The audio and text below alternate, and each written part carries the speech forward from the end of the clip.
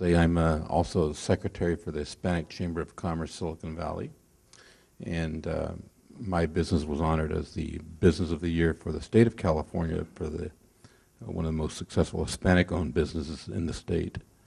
I'm very involved in legislative action affairs at the state level for Hispanic business owners. The difference between me and many people that you're going to hear from that, or you have heard from, that talk to you about doing business is many people that give advice have never had a business. So I speak from the heart when I tell you what it takes for me to run a business. My business also, by the way, was in the last 2 years has been ranked in the top 300 Hispanic businesses in the U.S. So I've had significant revenue. But one of the first questions that Gina asked me to talk about is how do you go about finding new employees? What I can say about that is that the primary source for any employer in finding new employees is employee referrals. So the people that already work for you are going to be the source of your, most likely, the source of your next employee. So at the low end, we like to say in the business that 40% of your employees at least will come from employee referrals. And it could easily be up to 80% in a company that knows how to leverage this kind of a program. Now, beyond that, you can advertise in a bunch of different ways, and you can get your message out that you're looking to hire additional help. So we have very popular job boards today like Monster and Hot Jobs and Career Builder, which owns part of the Mercury News. And this is one way to get your announcement out.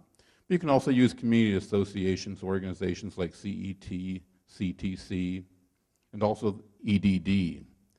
And then it's also relatively inexpensive to post an ad in Craigslist, which has its origins here in the Bay Area. And that's a very good source also for finding people. Okay, my next subject is the top things that get employers in trouble and what starts costing you money. So the number one reason why businesses fail is because they fail to pay their taxes. And I think Karine partly addressed that when she was talking about the 401k and IRA programs, that you think your money's being deducted from the check, but they don't actually pay it out to the government for you or whatever the investment entity they're using.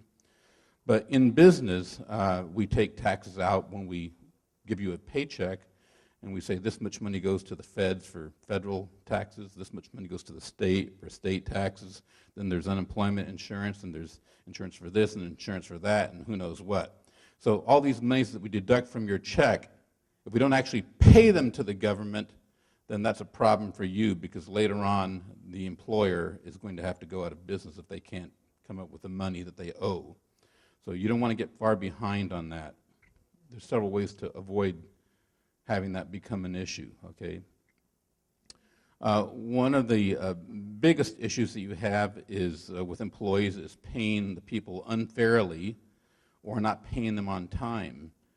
The laws in California say that if somebody leaves you today, you basically have 24 hours to pay them. If you don't pay them within 24 hours, then you are actually liable to be fined, and you will have penalties on top of whatever it is you owe them. So if you ever lay somebody off or fire them, you want to pay them by the end of the day if at all possible. Now, if it's a Friday, the good news is you have until Monday, the next business day, normal business day, to pay them. But basically you have 24 hours, 72 hours if it's Friday, all right?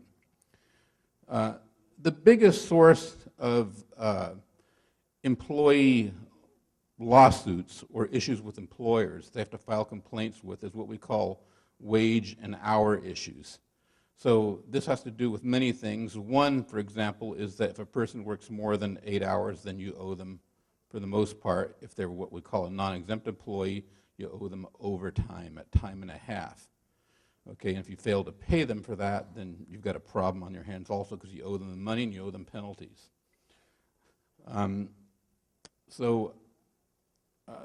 It's also possible that you misclassified the employee. Some people, for instance, I know Rich De La Rosa has an insurance business, so insurance businesses are notorious for being sued at the state level because they classify many people as what we call independents, when in reality, very frequently, they're not. And they also have many issues with what we call exempt classification, which means that they try to make it so that they pay them a single amount and they're not eligible for overtime. But when the government looks at it, they say these people are eligible for overtime. So this has cost the insurance industry for many millions of dollars for the people that own those kinds of businesses if they fail to comply with the rules of employing people. Another wage and hour violation area is in the business of, in the space of breaks and lunchtime. So you're required, if you work a person more than 6 hours, to give them a half-hour lunch. If you work them more than 4 hours, you owe them at least a 10-minute break, and 2 10-minute breaks if they work 8 hours in a day, plus that lunch time of a half hour. That's in addition to the 8 hours that you're actually paying them for. So there's a bunch of other areas in what we call the wage and hour space where you can mess things up, and it can cost your business a lot of money later on. So another one of these is what we call the OSHA and or workman's comp related areas. So many people aren't familiar with what workers' compensation is and why we have it, but the reason why we have it is if somebody is working for you and they get injured on the job, workers' comp is the insurance fund that will actually pay them while they're getting well at home. So an injury on the job results in a workers' comp claim. If you don't have a workers' comp insurance, then you can go to jail, or you can be fined a huge amount of money. And workers' comp costs vary in your business according to what kind of physical risk there is involved in the business. So for example, one of the highest risk categories for business in the state of California is something like a roofer, a person who's in the roofing business. So if you find somebody that works for you as a roofer and you pay them $10 an hour, you have to pay at least $10 an hour more into the workers' comp fund for that employee, because that's what the cost is for a high-risk category like a roofer. So for an office worker, it's less than 1%. It's minuscule for an office worker. But I'm saying that the workers' comp rates vary. And in California, we've had a huge fiasco in the last several years, and we've done a lot of reform at the state level for workers' compensation. So we're the worst state when it comes to how much money we pay into the workers' comp fund and how much actually ends up getting to the employee who is injured. Okay, another area of violation is in the area of what we call employee harassment or sexual harassment. So in California, not only can you, your company be sued for this, but you can be sued personally. So you can lose your house if you say something that is that qualifies as what we call sexual harassment and you were taken to court. So it can come to you at a personal level, not just your business.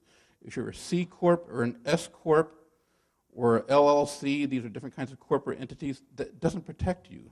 If you're the business owner and you are responsible for an act of sexual harassment or somebody who works for you and you didn't do anything about it, you have big problems on your hands. You have to do something about it.